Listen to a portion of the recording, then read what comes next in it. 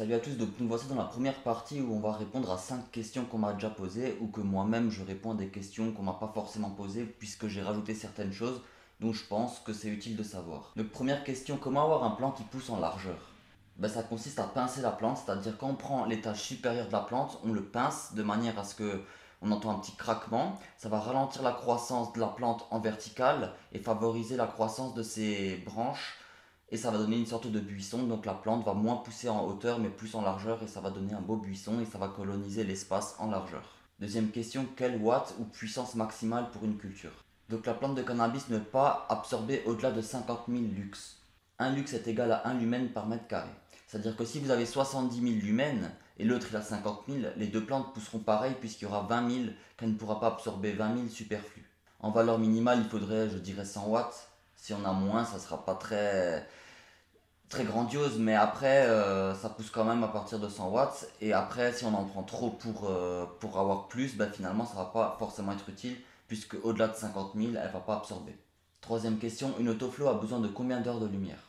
Alors une autofloraison, plus elle reçoit de lumière et plus elle pousse et plus elle grandit. Elle passe automatiquement en floraison comme son nom l'appelle, autofloraison. C'est-à-dire que si vous lui mettez 10 heures, 12 heures, 16 heures, 20 heures ou 24 heures sur 24, elle poussera de la même manière sauf qu'elle sera plus grande si elle a plus de lumière. Donc la valeur recommandée c'est 20 heures de lumière et 4 heures de nuit parce que si vous mettez 24 heures sur 24, la plante va pousser peut-être légèrement plus, mais ça va user plus de volante, vous allez avoir plus d'électricité de consommation et ça va pas donner beaucoup plus pour beaucoup plus de dépenses. Et un temps de nuit est aussi nécessaire pour les racines, etc. C'est toujours bon d'avoir un temps de nuit pour la plante. Donc 20 heures sur 24. Quatrième question, quel est le pH idéal pour la plante de cannabis? Donc le pH idéal se situe entre 5,5 et 6,5. J'ai mis en description un pH test, donc ça coûte rien d'essayer, c'est 8 € et puis vous pouvez faire beaucoup de tests avec, donc c'est pas très cher et ça permet d'être sûr aussi. Si le pH est en dessous ou au-dessus de cette valeur, elle ne pourra pas absorber les nutriments, les racines ne pourront pas absorber, ça peut même donner des maladies et ruiner votre récolte. Mais en général, en respectant les doses recommandées d'engrais, on est à peu près dans cette zone-là de pH.